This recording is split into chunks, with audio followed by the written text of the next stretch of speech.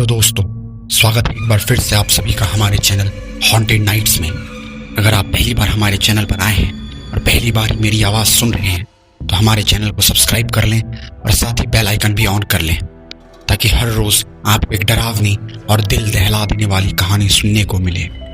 दोस्तों, आज की ये कहानी ईशा नाम की लड़की की है जो कि नैनीताल की रहने वाली है। तो चलिए आज की ये कहानी की शुरुआत करते हैं।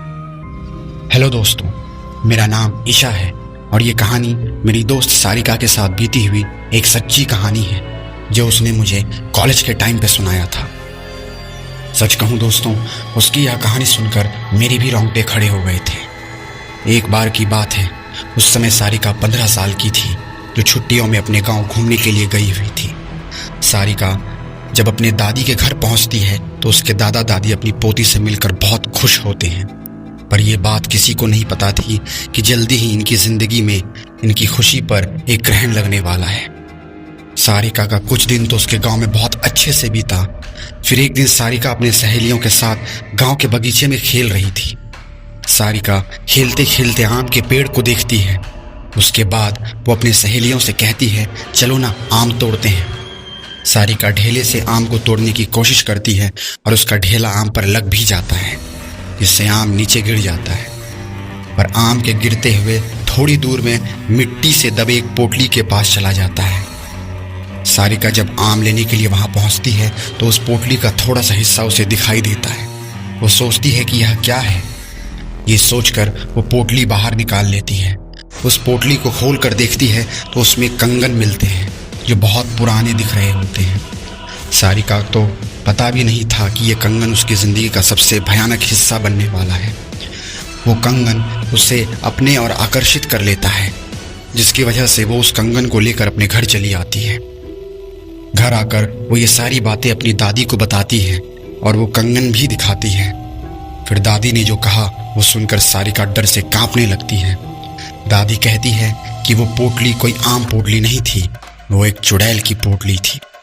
तुमने ये कंगन उस पोटली से निकालकर उस चुड़ैल को गुस्सा दिला दिया है, वो तुम्हारे पास जरूर आएगी। दादी बोली, ऐसी ही पोटली में भटकती हुई आत्माओं को कैद करके जमीन में गाड़ा जाता है और तुमने उस पोटली को जमीन से निकाला है और उसका कंगन भी तुम लेकर आ गई हो। तुम इस मनहूस कंगन के साथ उस चुड़ैल को भी अपने पीछे ले आई हो। ऐसी भटकती हुई गुस्सैल चुड़ैलें अपना बदला लेती हैं। वो चुड़ैल भी हमसे अपना बदला लेने जरूर आएंगी। सारिका इस बात से डरती तो है पर उसे ज्यादा यकीन नहीं होता। वो जाकर अपने कमरे में सो जाती है। उसी रात को करीब 1 बजे उसके कमरे की लाइट जलने बुझने लगती है। सारिका का नींद खुलता है तो देखती है कि लाइट नहीं है। वो अपने बिस्तर के बगल रखे टेबल पर पानी पीने के लिए मुड़ती है। तभी वो देखती है कि टेबल के पीछे कोने में कोई औरत बैठी है जिसकी आंखें एकदम लाल है और चेहरा एकदम जला और सड़ा हुआ है और वो उसे एक टक से देखे जा रही है। सारिका चिल्लाते हुए अपनी दादी के पास जाती है पर दादी के कमरे में उसकी दादी नजर नहीं आती। वो बरामदे में जाती है तो दादी उसके जमीन पर गिरी हुई मिलती है।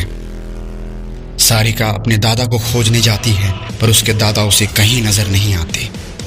जब वो पूरे घर में अंधेरे में खुद को अकेला पाती है तो डर के मारे बेहोश हो जाती है। सुबह उसकी नींद खुलती है तो उसे अपने दादा दादी दिखते हैं। वो अपने दादा दादी को सारी कहानी बताती है। दादी बोलती है, हम दोनों अपने कमरे में ही थे। दादी सब समझ गई। उन्होंने बोला, ये सब उस चुड़ैल का किया गया है। वो कंगन उस पोटली में वापस रखना होगा वरना वो यहाँ से नहीं जाएगी। सारिका बोलती है, चलो ना दादी, अभी कंगन रख के आते हैं। दादी बोलती है, नहीं, उस चुड़ैल से पीछा छुड़ाना है तो तुम्हें अकेले ही, वो भी रात में जाकर उस कंगन को रखना होगा क्योंकि वो तुम्हारे पीछे है।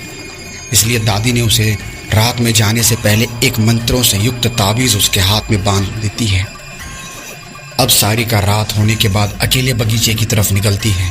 थोड़ी देर बाद उसे किसी की रोने की और किसी के हंसने की आवाज़ सुनाई देती है। पर दादी का कहा था, वो चुड़ैल तुम्हें अपनी तरफ आकर्षित करेगी, तुम उसकी तरफ ध्यान मत देना वरना वो तुझे अपने कब्जे में कर लेगी। एक बार उसने तुम्हें अपने कब्जे में कर लिया तो फिर कोई कुछ नहीं कर पाएगा, वो तुम्हारी जान भी ले सकती है। सारिका इस बात का ध्यान रखते हुए ईयरफोन लगा लेती है और गाना सुनते हुए चलने लगती है। तभी कुछ दूर जाने पर उसका मोबाइल काम करना बंद कर देता है। फिर वो चलती रहती है और उस पोटली के पास पहुंच जाती है। तभी उसे महसूस होता है कि पीछे कोई खड़ा है, पर दादी ने कहा था कि उसकी तरफ मत देखना, तो वो नहीं देखती है और डर की वजह से पसीने से लथपथ हो जाती है। फिर वो हिम्मत करते हुए उस पोटली को खोलकर उसमें कंगन रखती है और ज़मीन में गाड़ देती है और आंख बंद करते हुए बहुत तेज़ी से वहाँ से भागती है। वो सीधे अपने घर पर आकर ही रुकती है। चुड़ैल से तो उसका पीछा छूट गया, पर वो इतनी ज़्यादा डर जाती है कि दूसरे ही दिन वो वापस शहर अपने मम्मी पापा के पास चली जाती है। सारिका की ज़िंदगी का वो खौफनाक हिस्सा जिसे वो आज भी सोचने पर डरने लगती है। तो दोस्तों, कैसी लगी आपको ये कहानी? आई होप आपको ये कहानी बहुत अच्छी लगी होगी। अगर अच्छी लगी है तो अपने दोस्तों के साथ इसे शेयर ज़रूर करें। और हाँ दोस्तों, हम देख रहे हैं कि आप हमारे वीडियोस को पसंद तो कर रहे हैं, पर आप हमारे चैनल को सब्सक्राइब नहीं कर रहे हैं। दोस्तों, अगर वीडियो पसंद आ रही है तो चैनल को सब्सक्राइब ज़रूर कर लें। इससे हमारा मोटिवेशन नेक्स्ट लेवल पे आता है। तब तक मिलते हैं अपनी अगली कहानी में।